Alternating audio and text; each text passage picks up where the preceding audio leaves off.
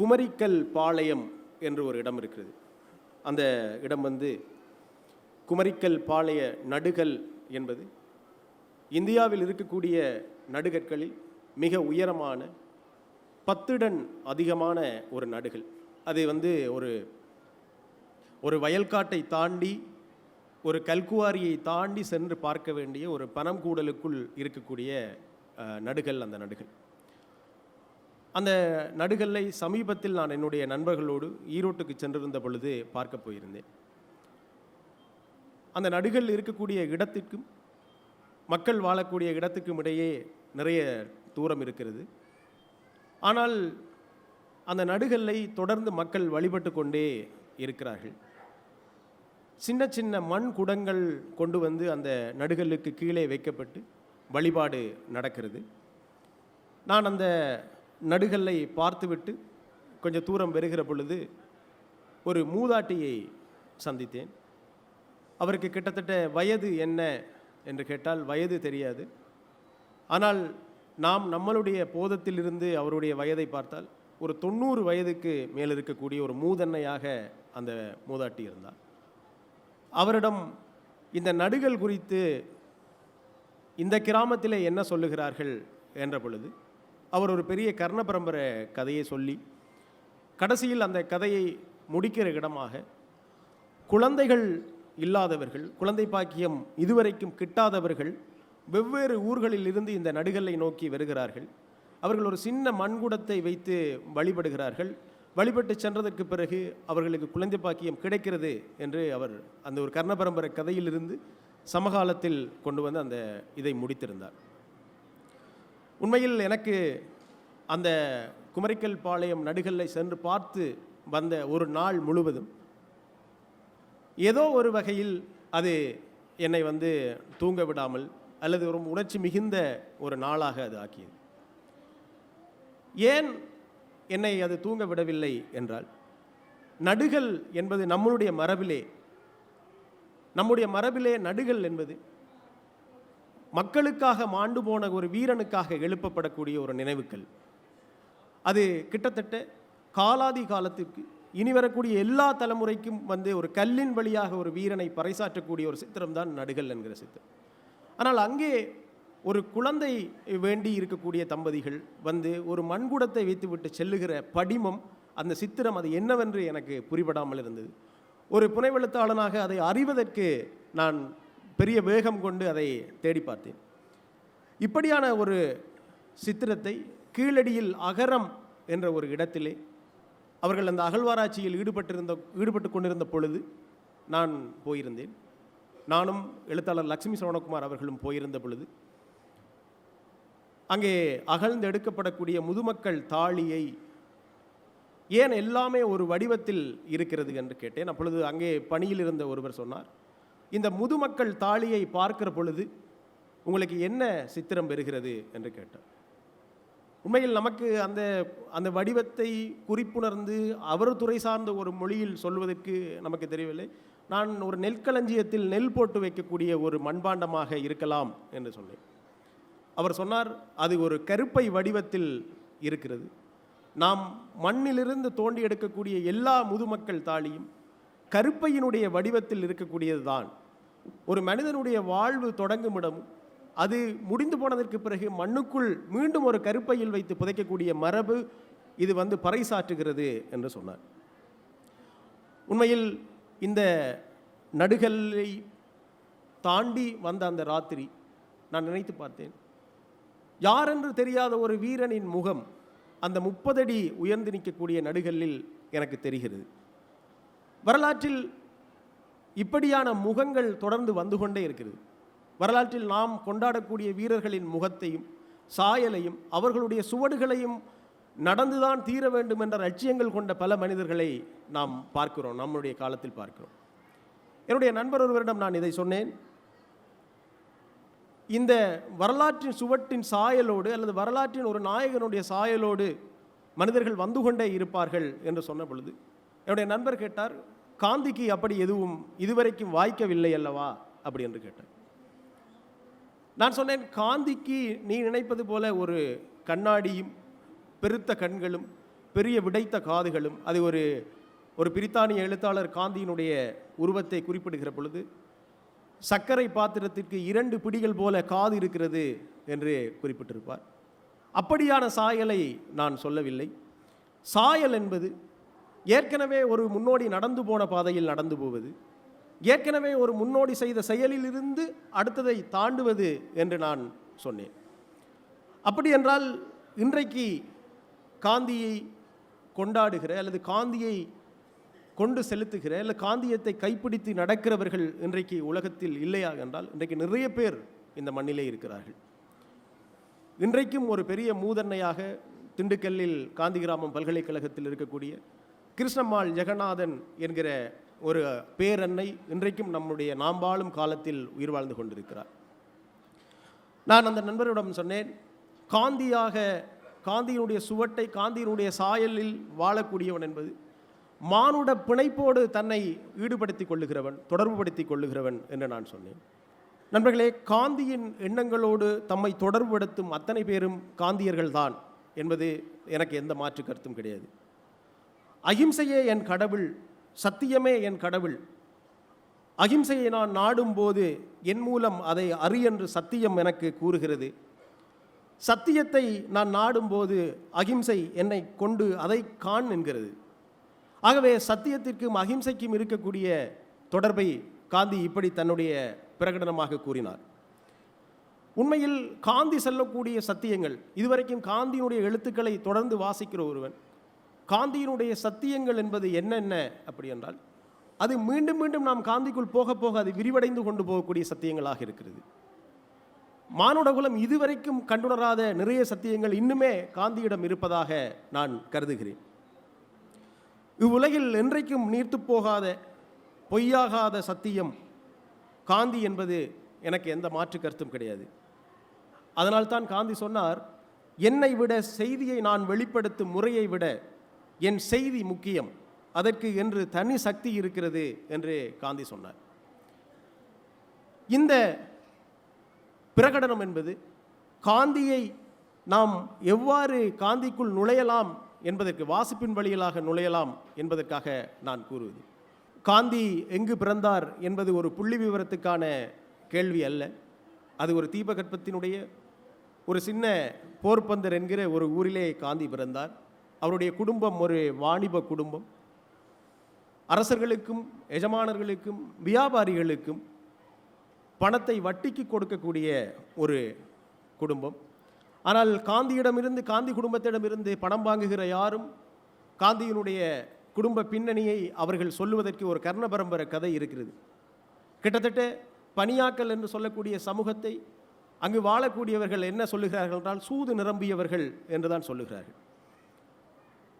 இந்த சூது நிரம்பியவர்களுக்குள் சொல்லுவது என்னென்றால், அவர்களுக்கு 2 கணக்குகள் இருக்கும். ஒன்று, வசூல் வரியிடக்கூடிய அதிகாரிக்கு காட்டுவதற்காக பணியாக்களிடம் ஒரு கணக்கும், பிறகு தங்களுக்கு மட்டும் புரிந்து கொள்வதற்கு சரியான கணக்கை சங்கேத மொழிகளிலும் எழுதக்கூடியவர்கள் என்று சொல்வார்கள்.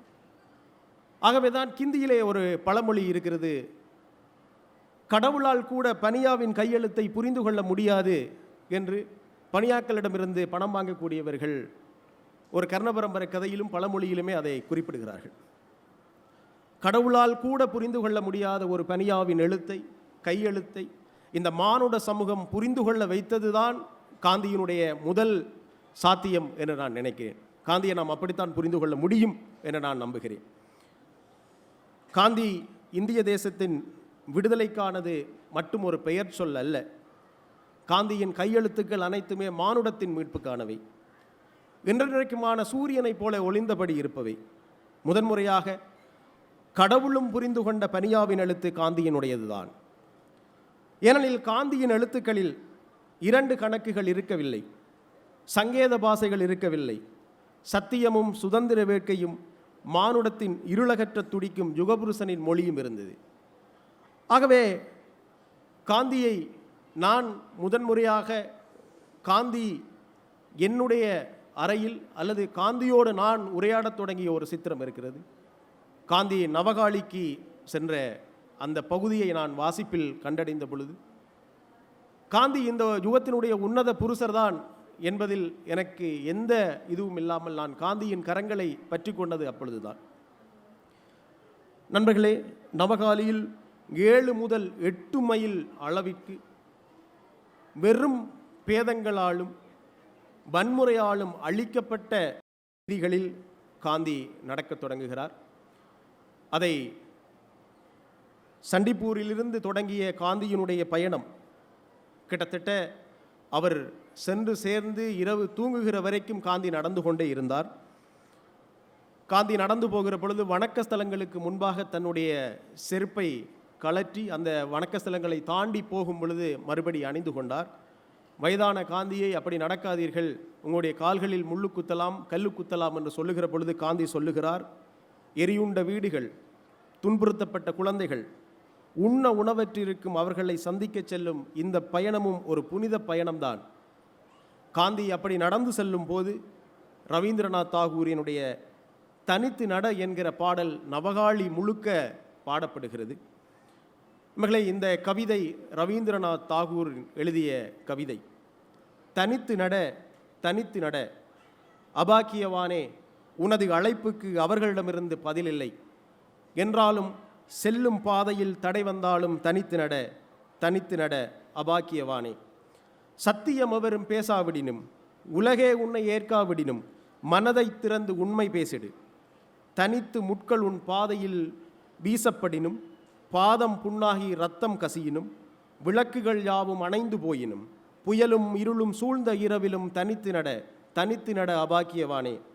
இடியும் துயரமும் தாக்கிய போதும் தனித்து மின்னிடும் தாரகையாவாய், இருட்டை விரட்டும் சிறுவிளக்காக தனித்து நட அபாக்கியவானே என்ற பாடலை காந்தியினுடைய சீடர்கள் பாடிக்கொண்டு போக காந்தி எரியுண்ட வீடுகளுக்குள்ளாலும் வன்முறையால் சிதறடிக்கப்பட்ட குழந்தைகளுக்குள்ளாலும் அவர் நடந்து போய்கொண்டே இருந்தார். காந்தியை வன்முறையால் நிறைந்த ஒரு நூற்றாண்டின் மத்தியில் நான் சந்தித்தேன். காந்தி ஏற்கனவே கடந்த நூற்றாண்டுக்கு வன்முறையில் இருந்த ஒரு நூற்றாண்டை மாற்றி வழிகாட்டி திசை திருப்பிய ஒரு பெரும் உன்னதமான புருஷர். நான் சந்தித்த வன்முறை என்பது இந்த நூற்றாண்டில் நான் கண்ட வன்முறை. இங்கே மானுடகுலம் ஒவ்வொரு நூற்றாண்டிலும் மாபெரும் வன்முறைகளை சந்தித்து கொண்டிருக்கிறது. இன்று நான் பேசிக்கொண்டிருக்கிற இந்த நிமிடத்தில், இந்த நொடியில் காசாவின் பள்ளத்தாக்கில், காசாவின் வீதியில் ஒரு குழந்தை கொல்லப்பட்டு கொண்டிருக்கலாம். போரினால், வன்முறையால், மதவாதத்தால், வகுப்பு பேதங்களால், சாதியால் இங்கே அநியாயங்கள் நிகழ்ந்தபடி இருக்கும் பொழுதெல்லாம் காந்தி ஒரு நிமிடம் மானுட குலத்தை நோக்கி குரல் எழுப்புகிறார், பிரார்த்தனை செய்கிறார். நண்பர்களே, ஆயுதம் தாங்கிய கிளர்ச்சிக்கு பதிலாக சாத்வீகம், எந்திரச் சூட்டுக்கு பதிலாக வழிபாடு. காந்தி எங்கு இருக்கிறாரோ அதுதான் இந்தியாவின் தலைநகரம் என்று சொல்லப்பட்ட பொழுது 1947ஆம் ஆண்டின் புத்தாண்டில் காந்தி எங்கு இருந்தார் தெரியுமா? காந்தி நவகாளியில் இருந்தார். நிகழ்ந்த கோரமான படுகொலைகளை எண்ணி ஆதங்கத்தோடு காந்தி சொன்னார், இந்த கும்மிருட்டில் ஊடுருவி பார்த்தாலும் ஒளிக்கீற்றை என்னால் காண முடியவில்லை என்றார். காந்தி சென்ற நூற்றாண்டில் சொன்ன அதே வாசகத்தை இந்த நூற்றாண்டிலும் நாம் எடுத்து வைக்கலாம். இந்த கும்மிருட்டில் ஊடுருவி பார்த்தாலும் ஒளிக்கீற்றை என்னால் காண முடியவில்லை. 7 வாரங்கள் வெறும் கால்களுடன் 116 மைல்கள் நடந்த நவகாளியின் 47 கிராமங்களுக்கு பயணம் செய்த காந்தி தன்னுடைய சீடர்களிடம் சொன்னார், இது நாம் பார்க்க நிகழ்ந்த தவறுக்கு நாம் செய்யக்கூடிய பிராயச்சித்தமான யாத்திரை. ஆகவே இப்படி நடந்துதான் செல்ல வேண்டும் என்று காந்தி சொன்னார். தான் வாழும் காலத்தில் வெறியர்களால் நிகழ்த்தப்பட்ட எல்லா பாவங்களுக்கும், வன்முறை அழிவுகளுக்கும் காந்தி தன்னை தண்டித்து கொண்டார். நான் சபதமாக ஏற்றுக்கொண்டுள்ளதும் 50 ஆண்டுகளாக என்னை வாழ வைத்து கொண்டிருப்பதுமான சத்தியமும் அகிம்சையும் நான் அவற்றின் மீது வைத்திருந்த நம்பிக்கையை வீணாக்கி தோல்வி அடைந்து விட்டதாக கருதுகிறேன் என்று ஒரு கணம் கவலை கொண்டிருக்கிறார். நண்பர்களே, இந்த நவகாளி என்கிற ஒரு மாபெரும் கோரத்தின் வழியாக காந்தியை நான் கண்டடைந்தேன். அவரை நான் அவருடைய கரத்தை பற்றினேன் என்று இந்த உரையின் தொடக்கத்திலே நான் சொன்னேன். இந்த காந்தியை தொடர்ந்து வாசித்து கொண்டிருக்கும் பொழுது காந்தி ஒரு அசாதாரணமான எழுத்தாளர் என்பதை என்னால் கண்டடைய முடிந்தது. நான் அப்படி இன்னொரு எழுத்தாளரை சொல்ல விரும்புகிறேன். ஏகே செட்டியாருடைய குடகு என்று ஒரு புத்தகத்தை வாசித்தேன் சமீபத்தில். உண்மையில் ஒரு நவீன இலக்கிய பிரதியை வாசிப்பது போல அவ்வளவு சிறந்த செறிவான விவரணைகள் கொண்ட ஒரு புத்தகம் ஏ.கே. செட்டியார் எழுதிய குடகு என்ற ஒரு புத்தகம். காந்தி தென்னாப்பிரிக்காவில் சத்தியாகிரகம் என்ற புத்தகத்திலே தென்னாப்பிரிக்கா எப்படி உருவானது, அங்கு டச்சுக்காரர்கள் எப்பொழுது வந்தார்கள், அங்கு போயர் யுத்தத்திற்கான காரணங்கள் என்ன என்பதற்கு ஒரு பெரிய அறிமுகத்தை காந்தி எழுதியிருக்கிறார். உண்மையில் ஒரு வரலாற்று ஆசிரியனைப் போல காந்தி தன்னுடைய எழுத்துக்களில் மிக தெளிவாக இந்த நூற்றாண்டில் இருந்து ஒரு 20 வயது இளைஞன் வாசிப்பதற்கு புரிந்து கொள்ளும்படியாக காந்தி படைப்புகளை எழுதியிருக்கிறார். காந்தியை பற்றி ஒரு சுவாரஸ்யமான விஷயத்தை மீராபென் குறிப்பிடுகிறார். காந்தி எப்பொழுதும் தன்னுடைய முகத்தை கண்ணாடியில் பார்த்ததில்லை என்று சொல்லுகிறார். காந்தி எப்பொழுதும் தன்னுடைய முகத்தை கண்ணாடியில் பார்த்ததில்லை என்பது கேட்கும் பொழுதே ஆச்சரியமாக இருக்கிறது. கிட்டத்தட்ட காந்தியை பார்ப்பதற்காக தமிழ்நாட்டிலிருந்து பல ஊர்களிலிருந்து பல சீடர்கள் கிளம்பி போயிருக்கிறார்கள். ஆனால் காந்தி தன்னுடைய முகத்தை கண்ணாடியில் பார்த்ததில்லை. ஆனால் ஆகாகன் மாளிகையில் கண்ணாடி எங்கு திரும்பினாலும் கண்ணாடி எங்கு திரும்பினாலும் முகங்கள் தெரியக்கூடிய ஆகாகன் மாளிகையில் காந்தி தன்னுடைய கையை கழுவுவதற்காக குளியலறைக்குள் செல்வார். அப்பொழுது அவர் கண்ணாடியை பார்த்து கையை கழுவுவது போல மீராபென் நினைத்து கொள்வார் என்று மீராபென் குறிப்பிடுகிறார். பாபு இப்பொழுது கண்ணாடியை பார்க்கிறார் என்று நினைத்து கொள்வார். அதற்கு பிறகு அதே மீராபென் யோசிக்கிறார், பாபு தர்மசங்கடமான நிலையில் இந்த மனிதர் யார், மக்கள் இவனிடம் எதை கண்டு மயங்குகிறார்கள் என்று ஆச்சரியப்பட்டு கேட்பது போல காந்தி கையை கழுவிவிட்டு திரும்பி வருவார் என்று மீராபென் குறிப்பிடுகிறார். நண்பர்களே, காந்தியினுடைய உருவத்தை குறித்து பல எழுத்தாளர்கள் பல வரலாற்று ஆசிரியர்கள் குறிப்பிட்டிருக்கார்கள். இங்கே நான் சொன்ன சர்க்கரை பாத்திரத்தின் 2 பிடிகள் போல காது என்ற படிமம் வாசிக்கும் தோறும் வியப்பில் ஆழ்த்தக்கூடிய ஒரு படிமம், ஒளி படைத்த கண் என்று காந்தியினுடைய கண் வழியாக இந்த யுகம் முழுக்க பரப்பப்பட்ட ஒரு வெளிச்சத்தின் வழியாக மட்டுமே நாம் இன்றைக்கு நிறைய புன்னகைகளை பிறருக்கு பரிமாறிக்கொண்டிருக்கிறோம். மீராபென்னுடைய இந்த விவரிப்பு சுவாரஸ்யமானது. உண்மையில் காந்தியின் பின்னால் அன்றைக்கும் சரி இன்றைக்கும் சரி உலகில் உள்ள பெருந்திரள் மானுடர்கள் திரண்டு நிற்க காரணம்தான் என்ன? கடவுளால் கூட புரிந்து கொள்ள முடியாத பனியாவின் கையெழுத்தை உலகம் எவ்வாறு விளங்கி கொண்டிருக்கிறது என்ற ஒரு சுவாரஸ்யமான கேள்வி எனக்குள்ளே வந்தது. காந்தி 3 விதமான ஆதிக்கங்களுக்கு எதிராக தொடர்ந்து குரல் கொடுத்தார். ஒன்று காலனி ஆதிக்கம், இன்னொன்று வகுப்புவாதம், இன்னொன்று வன்முறை. மானுட குலத்துக்கு எதிரான எல்லா விதமான அநீதிகளையும் எதிர்த்தார். கொடுமைகளுக்கு எதிரான நிரூபணமாக தன் வாழ்க்கை இருக்கிறதென நாளும் அறிவித்துக் கொண்டே இருந்தவர் காந்தி. 1888ஆம் ஆண்டு செப்டம்பர் 4 அன்று பம்பாய் துறைமுகத்தை விட்டு புறப்பட்ட SS கிளைட் என்ற கப்பலின் மூலமாக காந்தி என்கிற இளைஞன் இங்கிலாந்துக்கு புறப்படும் பொழுது காலனியம் நினைத்து பார்த்திராது, நம்மை இந்த கப்பலிலேயே திருப்பி அனுப்பக்கூடிய அல்லது இந்த கடல் வழியாகவே போகக்கூடிய ஒரு கப்பலில் திருப்பி அனுப்பக்கூடிய ஒரு இளைஞன் இந்த கப்பலில் போகிறான் என்ற ஒரு சரித்திர உண்மையை காலனியம் அன்றைக்கு உணர மறுத்தது. ஆகவே காந்தி வரலாறு நெடுக காந்தியினுடைய வரலாற்றில் மிக பெரும் திருப்பங்கள் என்று சொல்லப்படக்கூடிய அவருடைய உலகியல் திருப்பங்களிலிருந்து நிறைய திருப்பங்கள் நடந்திருக்கிறது. காந்தியினுடைய இந்த SS கிளைட் என்கிற கப்பல், காந்தி சென்ற கப்பலில் காந்தி தன்னுடைய தாய்க்கு கொடுத்துட்டு போகிற சத்தியம், அவருடைய முழங்காலில் தன்னுடைய தாயின் முழங்காலில் கை வைத்து சத்தியம் செய்த சத்தியங்களில் ஒன்று, நான் அசைவ உணவை உண்ணமாட்டேன் என்ற சத்தியத்திலிருந்து அந்த பயணம் தொடங்குகிறது. நண்பர்களே, காந்தியினுடைய வாழ்க்கையினுடைய திருப்பங்களில் மிகவும் சுவாரஸ்யமானது. காந்தியினுடைய முதல் எழுத்து லண்டனில் உள்ள ஒரு பத்திரிகையில் வெளியாகிறது. அந்த த வெஜிடேரியன் என்ற பத்திரிகையில் காந்தி எழுதிய இந்திய சைவ உணவாளர்களை பற்றிய முதல் கட்டுரை காந்தியினுடைய முதல் ஆக்கம் என்று சொல்ல முடியும். அந்த கட்டுரை MK காந்தி என்ற பெயரில் வெளியான கட்டுரை. நண்பர்களே, காந்தி தன்னுடைய ஆத்மகதா என்று சொல்லக்கூடிய, நாம் தமிழில் சத்திய சோதனை என்று வாசிக்கிற அந்த புத்தகத்தை குஜராத்தி மொழியிலே எழுதினார்.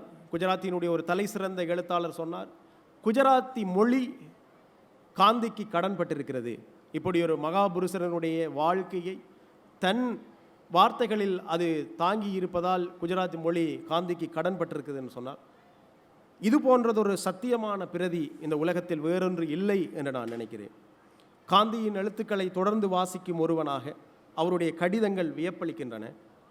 குஜராத்தி இலக்கிய மாநாடொன்றில் காந்தி பேசுகிற பொழுது, யாருக்காக நாம் இலக்கியம் படைக்கிறோம்? நிச்சயமாக அகமதாபாத்தின் பிரமுகர்களுக்காக அல்ல.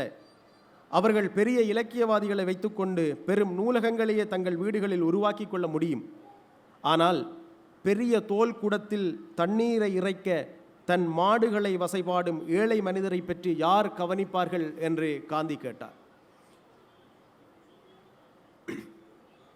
காந்தியினுடைய இந்த இலக்கிய மாநாட்டு உரையை நான் வாசித்த பொழுது, நாம் வாழும் காலத்தில் நம் மொழியில் எழுதப்படக்கூடிய இலக்கியங்களை கொஞ்சம் அதிர்ச்சிகரமாக திரும்பி பார்த்தேன்.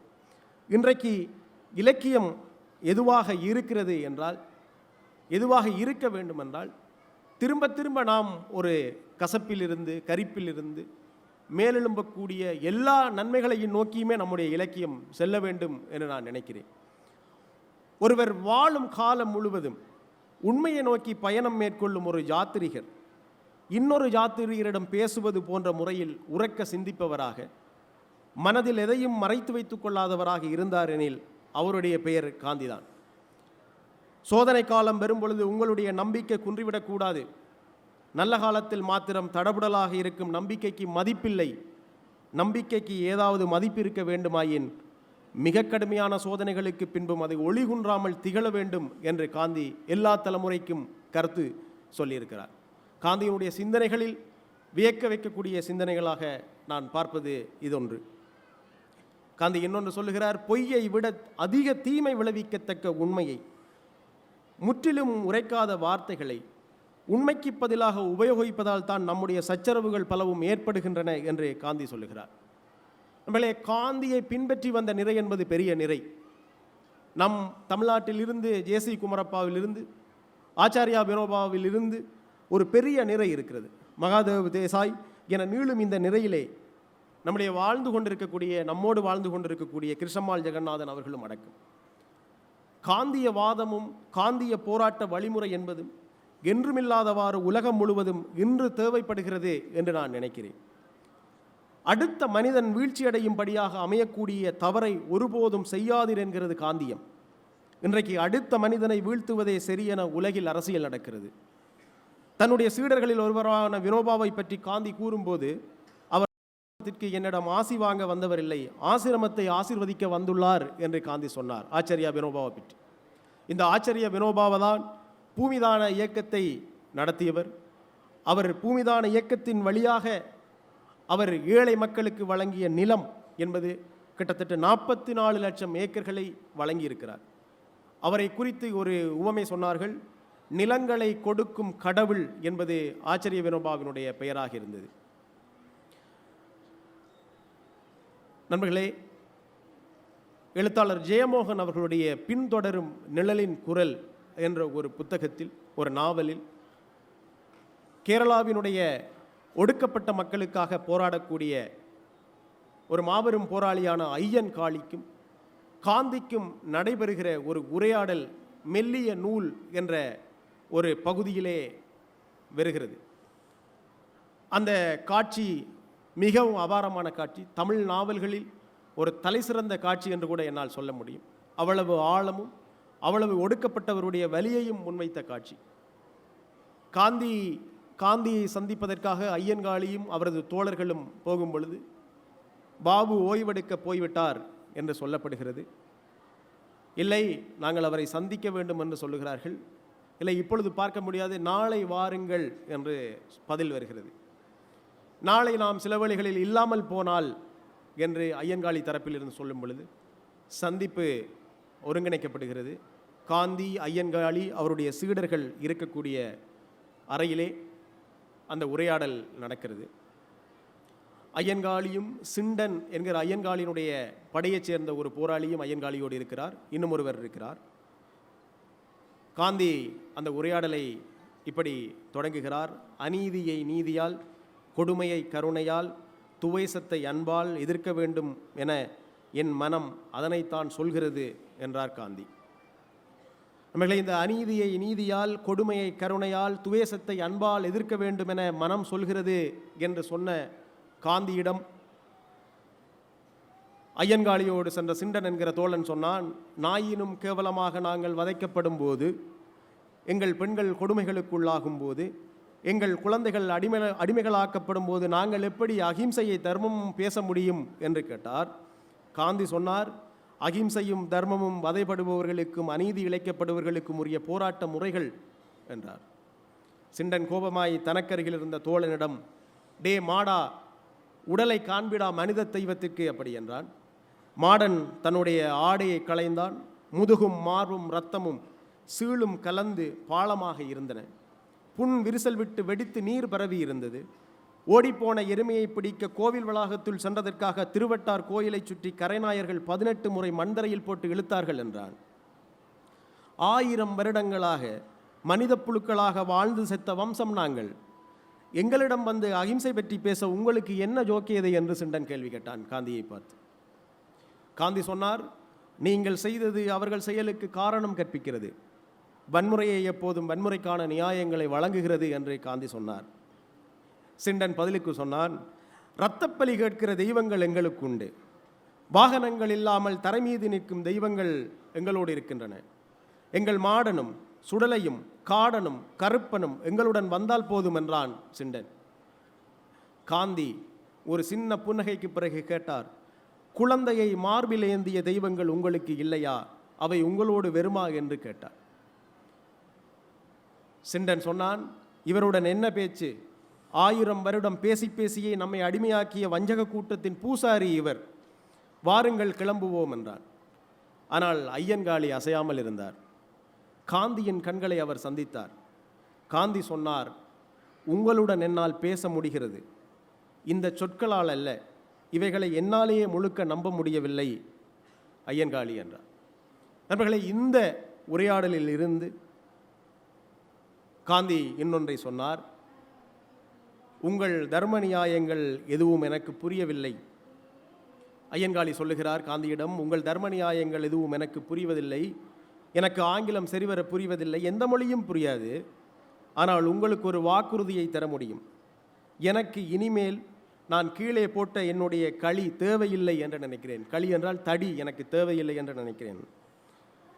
ஐயன்காளி கடைசியாக காந்தியிடம் சொன்னார், நாம் மீண்டும் சந்திப்போம் என்று தோன்றவில்லை. ஆகவே உங்களுக்கு கடைசியாக ஒன்று சொல்ல விரும்புகிறேன். வெல்லும் தருணங்களில் இருக்கும் இதே மனவலிமை தோற்கும் போதும், புறக்கணிக்கப்படும் போதும், கொல்லப்படும் போதும் உங்களுக்கு இருக்க வேண்டும் பாபு. நீங்கள் இதுவரை கேட்ட குரல்கள் எல்லாம் வானத்திலிருந்து வந்தவை, இது பாதாளத்திலிருந்து வரும் குரல் என்று ஐயன்காளி சொன்னார். ஒரு ஒடுக்கப்பட்ட மக்களினுடைய தலைவன், அகிம்சையை போதிக்கக்கூடிய ஒரு தலைவனோடு கிட்டத்தட்ட ஒரு வகையில் 2 பேரும் ஒரே காலத்தில் வாழக்கூடியவர்கள். நண்பர்களே, ஐயன்காளி சொன்னதைப் போல வெல்லும் தருணங்களில் இருக்கும் இதே வனம் வலிமை தோற்கும் போதும், புறக்கணிக்கப்படும் போதும், கொல்லப்படும் போதும் உங்களுக்கு இருக்க வேண்டும் என்று ஐயன்காளி ஒரு புனைவிலேயே சொன்னார். இதே காந்தி கொல்லப்பட்டதற்கு பிறகு ஜெர்மனிய நாடக ஆசிரியர் ஒருவர் வானொலி நாடகம் ஒன்றை எழுதினார். அந்த நாடகத்தினுடைய பெயர் 5 வினாடிகள் என்று தமிழில் வெளியாகி இருக்கிறது. ஜே கிருஷ்ணமூர்த்தி அதை மொழிபெயர்த்திருக்கிறார். அந்த புத்தகத்திலே ஒரு அபாரமான இடம், இதுவரைக்கும் காந்திக்கும் ஐயன்காளிக்கும் நடந்த உரையாடலில் ஐயன்காளி சொல்லிவிட்டு போனது, நீங்கள் கொல்லப்படும் பொழுதும் என்று சொன்ன வரி என்னை துரத்தி கொண்டு வந்தது. இந்த புத்தகத்தை படிக்கும் பொழுது தோட்டா சொல்லுகிறது, காந்தியின் நெஞ்சை பிளந்த, இதயத்தை பிளந்த தோட்டா சொல்லுகிறது, என்னை மன்னித்து விடுங்கள். டம்டம் நகரில் உள்ள தொழிற்சாலையில் உற்பத்தி செய்யப்பட்டவன் நான். காட்டு மிருகங்களை சுடுவதற்காக. உன்னை சுட வேண்டும் என்று நான் விரும்பியதில்லை. ஒரு துப்பாக்கியின் சுழல் என்னை உங்கள் மீது பாய வைத்து விட்டது என்று தோட்டா காந்தியிடம் சொல்லுகிறது. காந்தி சொன்னார், எந்த மன வலிமையோடு என்றால், ஐயன்காளி சொல்லிவிட்டு சென்ற மன வலிமையோடு சொன்னார். காந்தி சொல்கிறார், உன் மீது எந்த குற்றமும் இல்லை, துப்பாக்கியின் மீது எந்த குற்றமும் இல்லை, என் மீது துப்பாக்கியை நீட்டிய அந்த இளைஞனும் குற்றமற்றவன், இறைந்து கூவ முடியுமென்றால் எல்லோர் காதிலும் விழும்படி நான் கத்தி கூவுவேன் அவன் நிரபராதி என்று. நான் அவன் நெற்றியை தொட்டு ஆசீர்வதித்திருக்கிறேன். என்னுடைய உறுதியான பழைய விரல்களில் இன்னும் கொஞ்சமாவது சக்தி இருக்கிறதென்றால், இந்த வரி ரொம்ப முக்கியமான வரி. ஐயன்காளியை இன்னொரு புனைவில், ஐயன்காளி சந்தித்த அதே காந்தியை இன்னொரு புனைவில் வாசிக்கிறேன்.